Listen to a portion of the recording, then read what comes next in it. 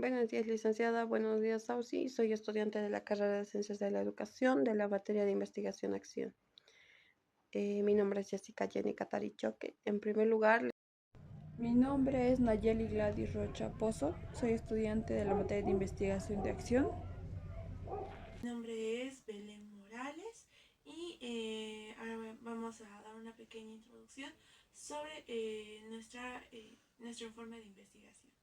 Al comenzar esta investigación, nuestras expectativas respecto a lo que íbamos a lograr era alcanzar el poder observar las buenas prácticas establecidas por la Ley 070 y quedadas en los congresos a lo largo de la historia, los congresos nacionales de educación, y queríamos ver si el perfil docente que se plantea en estos congresos que se ha logrado y en la 070 era algo que se estaba cumpliendo, y hemos podido observar que en algunos puntos sí y en otros no tanto.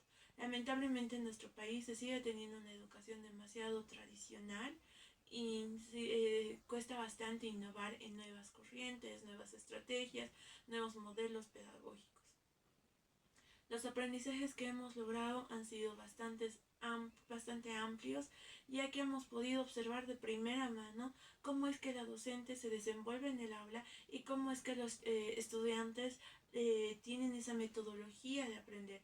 Y algo que sí hemos visto que se genera en el aula es un aprendizaje colaborativo, porque por ejemplo nos toca observar las clases de matemáticas con los cursos de tercero de secundaria, segundo y primero de secundaria. Y cuando la profesora agarra y da una práctica a los estudiantes agarran y se movilizan y buscan ayuda, ya sea con la profesora o con entre ellos mismos, buscan esa ayuda para poder. La investigación-acción, como tipo de investigación, lo que busca es generar una acción, como dice su mismo nombre. Busca generar una acción en el ámbito en el que se va a realizar la investigación. Para realizar una investigación vamos a agarrar un objeto de estudio, o en este caso una población o un grupo focal. Y la investigación-acción no pretende solo investigar por fuera como la investigación documental, sino busca integrarse en el objeto de estudio para generar un cambio, una acción que vaya a generar una concientización o un cambio dentro de la sociedad que se está investigando. Ahora, como metodología para la investigación-acción, tiene los siguientes puntos, que es el plan de acción, la observación y la reflexión.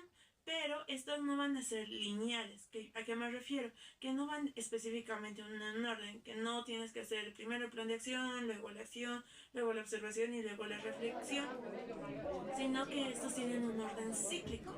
Esto se refiere a que puedes comenzar por uno y luego ir a otro y luego volver al otro y luego volver al otro dependiendo de las necesidades dentro de tu investigación. La metodología que se usa para la investigación-acción está compuesta, como ya mencioné, por cuatro componentes, que son el plan de acción, la observación y la reflexión, pero estos son cíclicos no lineales.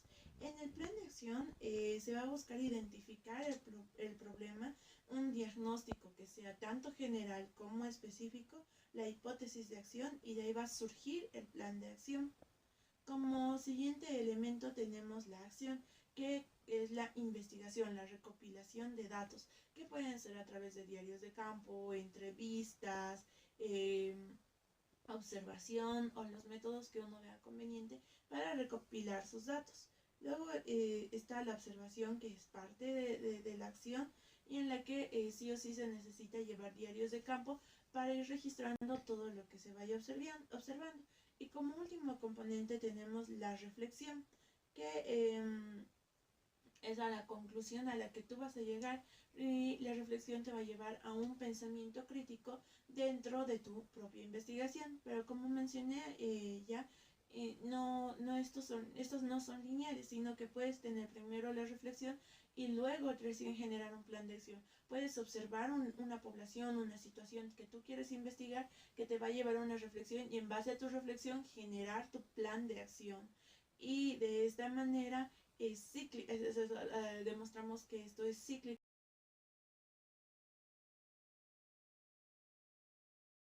La hipótesis de acción es la identificación de las buenas prácticas en la unidad educativa San Lorenzo, Fe y Alegría.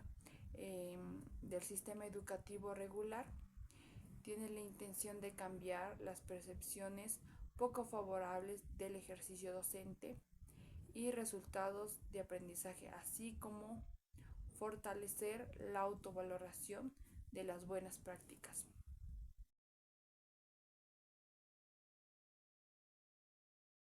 Positivista. Se caracteriza por tener un enfoque cuantitativo y esto se refiere que busca datos. Siempre se puede contabilizar.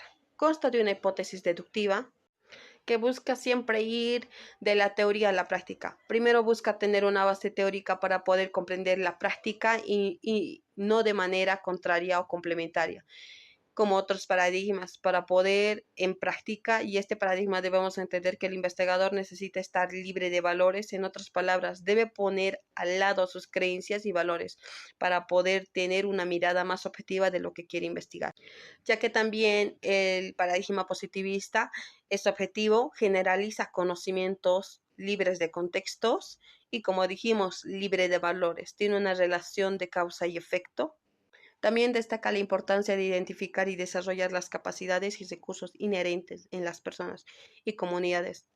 Se centra en la aplicación de una perspectiva positiva en el ámbito de la investigación educativa y social. Este enfoque se caracteriza por enfatizar el desarrollo, potencializar las capacidades y recursos humanos, en lugar de centrarse únicamente en problemas y deficiencias, ya que también podemos decir que es una corriente filosófica y metodológica. Se basa en un conocimiento válido, científico, empírico y cuantificable. Y podemos observar la objetividad, ya que busca la neutralidad de la ausencia de sesgos de la investigación con el fin de obtener resultados que sean independientes al observador. El empirismo se fundamenta en la idea de conocimientos que proviene de la experiencia sensorial y la empirismo se fundamenta en la idea de que el conocimiento proviene de la experiencia sensorial y la observación directa de hechos. Es cuantificación, prefiere el uso métodos cuantitativos como estadísticas, experiencias controladas para recoger y analizar datos. La verificación. Las teorías y hipótesis deben ser verificables y sustentables de ser falseadas mediante la experimentación y la observación.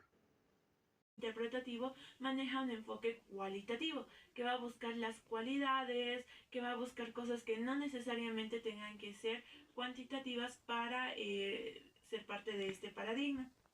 Es holístico, es humanista, intenta comprender la realidad social desde la experiencia de los individuos. ¿Qué quiere decir esto? El paradigma interpretativo va a buscar que el investigador sea parte del objeto de investigación o de la población que se va a estudiar. Por ejemplo, el paradigma positivista va a hacer una investigación como que a distancia, sin entrometerse tanto porque se cree que va a afectar el objeto de estudio, pero el paradigma interpretativo va a buscar meterse en la sociedad, ser parte del objeto de estudio, ser parte de ese grupo para poder generar mejores recursos. Y hay una relación más cercana entre el sujeto y el objeto, entre el sujeto de estudio y el investigador. Luego está el paradigma sociocrítico, que como su mismo nombre dice, busca generar una crítica, un pensamiento crítico, que es algo que Paulo Freire va a mencionar bastante a lo largo de todos sus libros, la importancia de tener un pensamiento crítico como miembros de una sociedad. En el paradigma sociocrítico tiene un enfoque tanto cualitativo como cuantitativo. Como ya había mencionado, el paradigma positivista tiene un enfoque cuantitativo, el interpretativo cualitativo, y el sociocrítico tiene un paradigma cuantitativo y cualitativo. Y este siempre va a llevar a un proceso reflexivo. Después de tú enfocarte en un paradigma sociocrítico, siempre vas a llegar a un punto en el que tú tienes que reflexionar y te va a llevar ese proceso reflexivo que a su vez te va a generar un pensamiento crítico acorde a la situación en la que tú estás viviendo. Y es de lo que Paulo Freire habla y es a lo que Paulo Freire menciona necesario para tú tener una libertad. Para tú generar tu libertad necesitas tener un pensamiento crítico acorde a las situaciones políticas, económicas. El paradigma sociocrítico es dialéctico. El paradigma sociocrítico es cíclico, es dialéctico, me refiero a que es de alguna manera también cíclico, porque no necesita ir necesariamente de la práctica a la teoría o de la teoría a la práctica, sino que puede pasar de uno a otro sin ningún problema. Puedes estar en la práctica y de pronto recopilar datos teóricos, puedes estar en la teoría y de pronto irte a la práctica y luego volver a la teoría y luego volver a la práctica. No necesariamente necesitas saber primero toda la teoría para ir a la práctica o haber hecho toda la práctica para recién compararla con la teoría, sino que puedes llevar estos dos a la par. El paradigma sociocrítico también promueve la participación activa de los sujetos de estudio en la búsqueda de soluciones a los problemas identificados. ¿A qué me refiero? Si yo voy a una sociedad con la observación de este paradigma, ver a una sociedad, un grupo étnico, a observar una problemática, identifico mi problemática, investigo sobre esta problemática, no voy a agarrar yo todos los datos y buscar la solución y darles la solución ya hecha a ellos, sino voy a plantearle a toda la población: esta es la problemática, esta es una solución, esta es otra solución, ¿qué solución tienen ustedes? Busquemos entre todos una misma solución, y entonces el objeto de estudio o el grupo focal con el que esté trabajando se vuelve parte de la solución a la problemática identificada. Luego está la interrelación influida por el compromiso de cambio. El paradigma sociocrítico siempre va a buscar generar un cambio en la sociedad que ya haya investigado. Entonces yo he investigado con este paradigma, este grupo étnico, esta sociedad, esta población, voy a generar un pensamiento crítico y a través del pensamiento crítico voy a buscar un cambio, que es lo que Paulo Freire menciona. Siempre se debe buscar un cambio, pero para buscar ese cambio primero se tiene que tener un pensamiento crítico, y es lo que dice el paradigma sociocrítico. Se busca tener un pensamiento crítico, se busca primero buscar una problemática. Cuando ya se tiene la problemática, se investiga, se busca una solución, se genera un pensamiento crítico, no solo en el investigador, sino en toda la comunidad, y a su vez se va a generar un cambio que se pueda reflejar en la solución de la problemática. Bueno, esos son los paradigmas. Podemos ver el paradigma de la complejidad, que se basa en un análisis de la realidad, considerando todo como un sistema. Está orientada a la reflexión sobre aspectos de la sociedad y el pensamiento, enfocada en realizar múltiples maneras o formas de entender la realidad, para así traer un cambio. También podemos ver el paradigma descolonizador. Este propone romper las condiciones ideológicas establecidas dentro de una mirada egocentrista.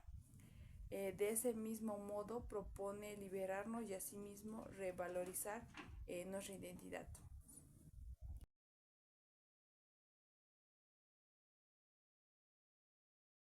Yo me he leído el libro de la pedagogía de la autonomía, publicado en 1996.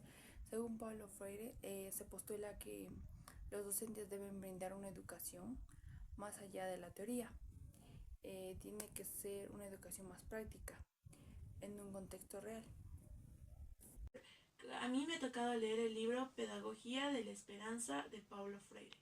En el libro de Pedagogía de la Esperanza, Paulo Freire nos va a hablar de diferentes temas. Primero debemos recordar que Paulo Freire fue un educador, pedagogo, escritor muy importante en Latinoamérica, y que escribió durante una época crítica en Latinoamérica, una época política muy crítica de Latinoamérica, donde se estaba dando una guerra ideológica a muchos niveles. Y es ahí donde él comienza a escribir libros muy reconocidos como Pedagogía del Oprimido, y como una continuación, como un complemento a Pedagogía del Oprimido, escribe el libro Pedagogía de la Esperanza. En el libro Pedagogía de la Esperanza, él resalta la importancia del pensamiento crítico. En una de las primeras páginas, si mal no recuerdo, en la página 11, él dice que el educador debe tener la esperanza para encontrar un pensamiento crítico y para lograr un cambio, que si el educador no logra tener este pensamiento crítico, la lucha que va a realizar es un acto suicida. Entonces habla de la importancia de que uno como educador tenga esa esperanza, tenga ese valor de luchar y de generar el cambio. Y esto se puede tomar como parte del perfil docente. Todos los docentes al momento de enseñar y querer, pretender generar un cambio en sus estudiantes, deben mantener la esperanza y esta esperanza se debe contagiar del docente a los estudiantes para generar un pensamiento crítico, que es una de las principales cosas que se implementan en la investigación-acción, ¿no? La investigación-acción pretende generar un pensamiento crítico, desde, como podemos observar, desde el paradigma sociocrítico, que es uno de los paradigmas principales de este de este método de investigación. En el paradigma sociocrítico, como su mismo nombre menciona, busca generar una reflexión y a su vez un pensamiento crítico que logre llevar al cambio. Y es de lo que va a hablar Paulo Freire a lo largo de todo este libro, de la importancia de crear un pensamiento crítico y de respetar las individualidades y la democracia. En primer lugar, les voy a hablar sobre el libro que he leído, Paulo Freire, Pedagogía del Oprimido. Paulo Freire menciona que la educación debe ser un acto de liberación y no de opresión. Argumenta que el proceso educativo tradicional perpetúa la opresión, ya que se ve a los estudiantes como receptores pasivos de conocimiento. Freire proporciona una educación dialógica, donde el educador y los educandos se involucran en el proceso de aprendizaje conjunto, crítico, reflexivo, ya que esta metodología fomenta la conciencia crítica, permitiendo a los oprimidos reconocer, cuestionar las estructuras de poder y, por última instancia, buscar su propia emancipación. La educación, por tanto, se convierte en un instrumento de transformación social, de lucha por la justicia y la equidad. También nos habla de la educación liberadora en el individuo, que tiene que ser un acto cognoscente que se comprenda y analice el contenido, superando la dicotomía que existe entre el maestro y el estudiante y el alumno. Dejar de lado la relación unidireccional para que los dos tengan una relación bidireccional con que contribuyan a la educación integral de ambos, puesto que los dos tienen elementos que aportan para la enseñanza. De lo contrario, se pierde un sentido recíproco, solo se convierte en un acto unilateral. El papel del educador en el mundo circundante del oprimido crea condiciones del más allá para alcanzar un carácter auténtico, reflexivo, descubriendo su propia realidad, provocando nuevos desafíos hacia la autoconstrucción del mundo, que tenga la participación real y directa sobre las acciones que emprende de lo anterior y que requiere que el hombre mediatice su aprendizaje a través de experiencias artificiales, ya que la realidad actual que circula al hombre no le permite entender y transformarla, porque la educación es simplemente para adaptarlo. Sin embargo, la idea es que se puede aplicar la segunda categoría. Para alcanzar tal objetivo, poner prioridad al diálogo que se establece entre el maestro y el alumno, puesto que el hombre no solo hace el silencio, sino en la palabra, la acción y la reflexión. Ante ello destaca el uso del diálogo como elemento de aprendizaje. El diálogo se establece entre los dos sujetos que contribuyen a aumentar el amor recíproco, mismo que no puede ser semejante con el miedo, por el contrario, es un acto de valentía. Sin embargo, no se trata de una acción ingenua, sino que el amor fomente entre los textos. Es crucial entender los principales enfoques que guían la investigación y el análisis. Estos fundamentos no solo proporcionan el marco teórico, sino también es necesario orientar de qué forma se va a recopilar, analizar y interpretar los datos. A través de este enfoque metodológico es posible profundizar en la comprensión de fenómenos complejos y desarrollar conclusiones válidas y significativas. La educación compleja de María Candia Mores dice que tiene una necesidad de transformar que los paradigmas educativos y tradicionales y propone un enfoque basado en la teoría compleja. Sugiere que la educación debe adaptarse a la naturaleza interconectada y dinámica de la realidad contemporánea, enfatizando la importancia de la integración de múltiples disciplinas y perspectivas. En buenas prácticas, María Candia dice que debe proponerse diversas prácticas para implementar una educación compleja que incluye que las buenas prácticas deben ser entendidas como procesos dinámicos, flexibles, que promueven la integración y la cooperación y el respeto por la diversidad, integrando la tecnología de manera consciente y crítica para enriquecer el aprendizaje. También nos menciona que debemos fomentar a la colaboración. Debe haber espacios de trabajo colaborativo entre estudiantes y la maestra. Por eso nosotros decíamos que los estudiantes de segundo de secundaria, la clase comienza con una lectura reflexiva, ya que es esto de manera comunitaria, compartida entre los docentes y los estudiantes. Los estudiantes que leen son designados por la maestra. Y antes de comenzar la lectura, la profesora les hace poner en silencio y hace que esta lectura sea escuchada por todos. Y luego de esto, finalizando la lectura, menciona un valor que tenía la lectura compartida y tienen que poner algo que les represente o les signifique, por ejemplo, el valor del respeto. Entonces ellos decían el respeto a mis padres o respeto a mis compañeros y cosas así. Como también María Candia decía que promover la creatividad y la innovación y crear un ambiente que estimule un pensamiento crítico a la experimentación. En este ejemplo hemos puesto el tercero B, ya que el tema que estaban avanzando era fracciones y la profesora les explicaba las fracciones con diferentes marcadores. Es decir, que utilizaba para los números el marcador negro, pero para la parte de fracciones o que tenían que ver múltiples, entonces ponía un color azul. Para los signos utilizaba el color rojo, ya que los signos se multiplicaban más por más, menos por más, menos, entonces ella los ponía con el color verde. Entonces en esta parte nosotros hemos visto que la explicación era bastante entendible y se trataba de aclarar todas las dudas, ya que la profesora pasaba por ahí y explicaba todas las dudas y también daba las respuestas de la práctica, es decir, ponía 5 ejemplos y decía resuelvan. El ejemplo número 1 es la respuesta tanto, para que los estudiantes se vayan guiando y los estudiantes participaban de manera conjunta y no se quedaban con las dudas. O sea, si uno se equivocaba y le decía, ¿cuánto te ha salido? Y hablaban así con sus compañeros. Por eso decimos que es una participación conjunta y fue una explicación muy clara por la maestra, y ya que los estudiantes sí hacían los ejercicios, pero de manera responsable y más que todo para tener la firma y los puntos. La educación compleja de Dora Ayorabe. Dora Ayorabe propone un enfoque educativo que integra la teoría de la complejidad para abordar los desafíos contemporáneos de educación. Argumenta que el sistema educativo debe evolucionar para reflejar la naturaleza interconectada, dinámica de la realidad actual, superando los modelos lineales y fragmentados.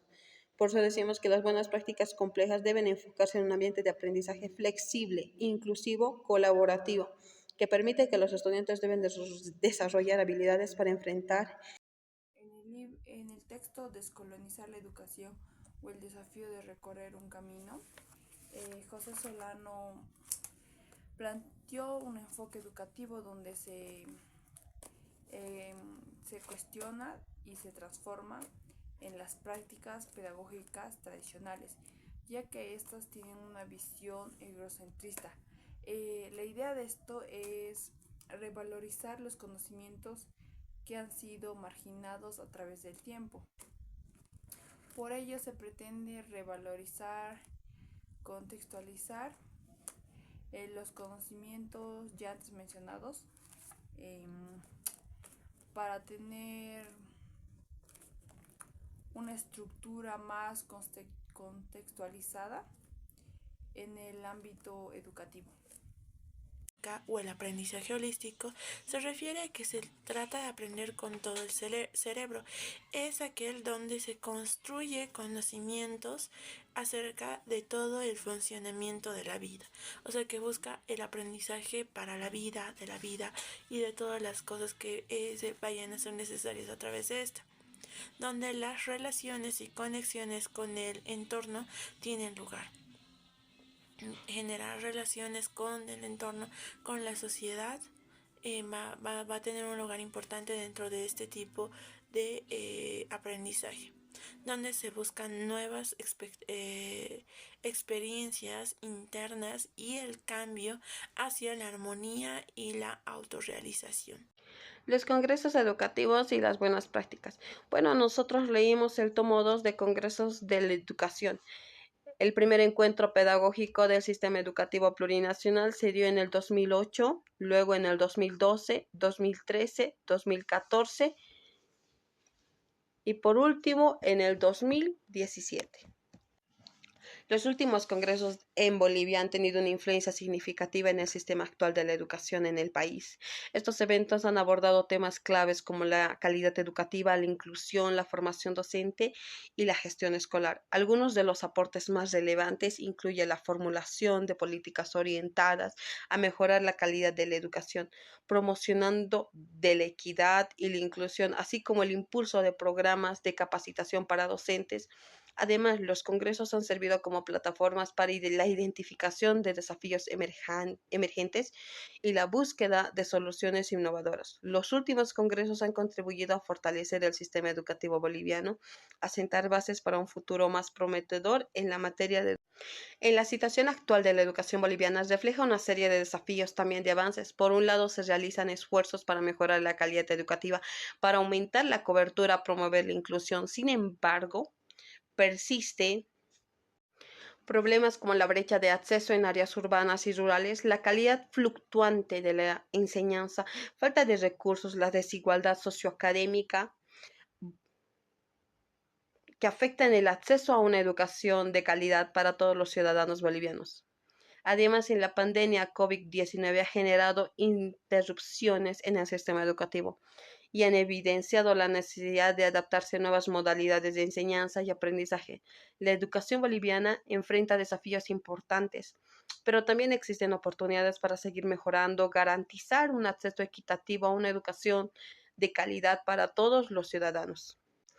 Los últimos congresos en Bolivia han contribuido significativamente en buenas prácticas docentes a través del intercambio de experiencias, la capacitación y la formulación de políticas educativas. Se han identificado estrategias efectivas para mejorar la calidad de la enseñanza y el aprendizaje.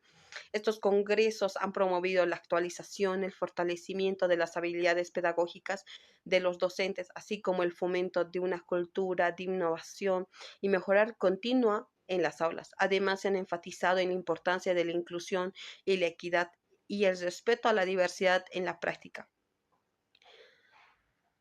docente. Los aportes en los últimos congresos han sido fundamentales para promover el desarrollo de buenas prácticas docentes, así para mejorar la calidad de la educación boliviana. Estos eventos han servido como plataformas para compartir conocimientos, experiencias y estrategias pedagógicas efectivas entre los profesionales de la educación. Los aportes de estos congresos han promovido la implementación de metodologías innovadoras, el fomento de la inclusión y la equidad en el aula, así como la promoción de una cultura de colaboración y aprendizaje continuo entre los educadores.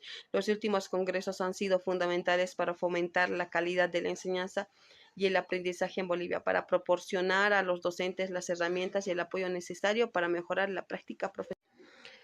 Y también se ha visto que el intercambio de experiencias y conocimientos de los congresos educativos, ya que reúne a los profesionales del sector, permitiendo el intercambio de ideas, metodologías y experiencias que pueden inspirar y mejorar las prácticas educativas en diferentes contextos.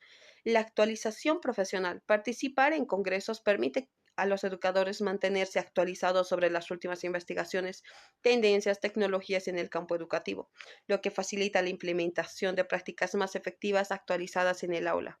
La red de contactos. Estos eventos fomentan la creación de redes de educadores, investigadores y expertos, ya que facilitan las colaboraciones y el apoyo mutuo para la implementación de buenas prácticas.